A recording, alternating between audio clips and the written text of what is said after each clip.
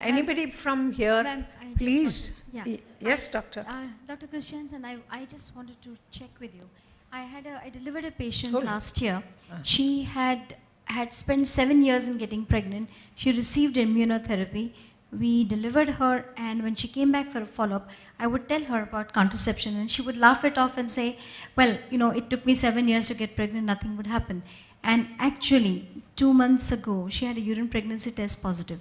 What I wanted to know was the first time she required immunotherapy to get her pregnant and tied over the entire pregnancy. So what could have changed? Is it that there's a self-immunomodulation, or does the same situation exist, or does it change for the second pregnancy?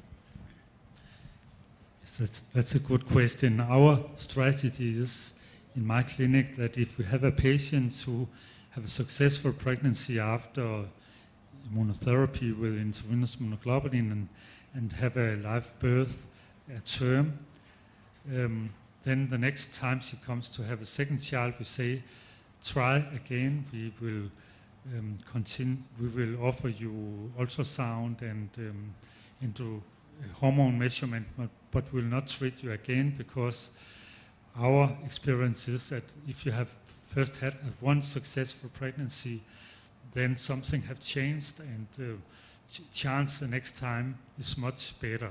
We don't know what have changed, but they probably have got some induction of tolerance against some thromboblast antigens that have happened during this successful pregnancy. We had an example, a patient with 10 previous early miscarriages that was included in one of our placebo-controlled trials, and she had a child after having active treatment with immunoglobulin after these 10 early miscarriages. And then after the birth, she came half a year after and were early pregnant again and wanted to have treatment again, but we could not deliver treatment because it was still a placebo-controlled trial, so we know what she have got in her successful pregnancy, so we just asked her to carry on, and she had one more successful pregnancy half a year after 10 miscarriages and then 2 live births. Okay, Dr. Penkar, and then we'll almost. I think sometimes we tend to make a simple problem very complicated. And Dr. Patki said just now about the endometrial biopsy. Of course, his reason for doing that is different, and my reason for doing that is different.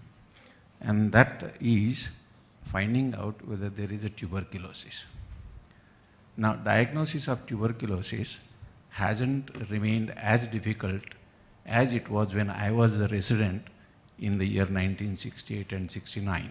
Now you can take an endometrial biopsy and do a PCR, and possibly you are able to diagnose the tuberculosis. And treating tuberculosis, it results into treatment of implantation failure, because I have had 3 patients of this kind. So let's not make a simple problem complicated. Dr. Christensen, this is very important in our country, where tuberculosis is one of the very big problems, especially in our infertility cases. You see, everything depends on how one looks at it. He gave me a book by Alan Beer.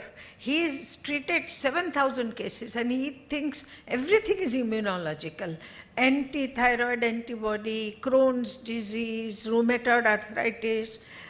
You tell me, and it is true, all these have immunological problems, no doubt. How intensely we should treat, how much we should treat, how much importance we should give to immunotherapy, you have put it in a very balanced way. If somebody else, for example, you may say, exclude all the causes, anatomical, hormonal, infections, everything. Then only you will take immunotherapy. Is it true? Or you will do it for any case with 3 abortions or 2? No, we only offer it to patients with at least 4 miscarriages and with no other obvious course, we investigate the uterine cavity and it should be normal. We investigate the chromosomes, it should be normal, and the menstrual cycles should be regular. And if they fulfill these things and have at least 4 miscarriages, then we offer them immunotherapy. Yeah.